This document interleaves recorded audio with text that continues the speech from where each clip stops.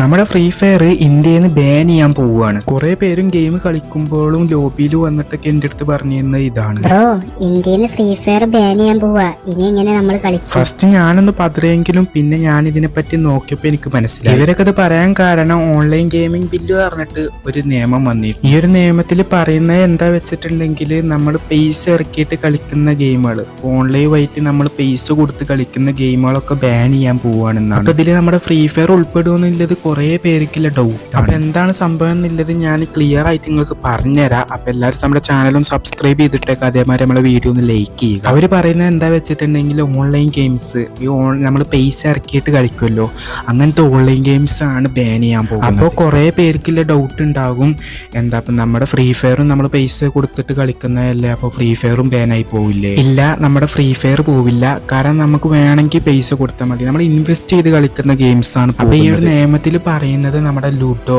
Rummy, circle അങ്ങനത്തെ പറഞ്ഞ കുറച്ച് ഗെയിംസ് ഇനി ബാൻ ആക്കുമെന്ന് അറിയില്ല. നമ്മുടെ ഫ്രീ ഫയർ ഇന്ത്യ ഇതുവരെയായിട്ട് ലോഞ്ച് ആയിട്ടില്ല. അത് ലോഞ്ച് ആയിക്കാണെങ്കിൽ ഇത് പോണേന് കുഴപ്പമില്ല അല്ലേ? അപ്പൊ നിങ്ങളുടെ അഭിപ്രായം എന്താണ്? കമന്റിലൂടെ പറയുക.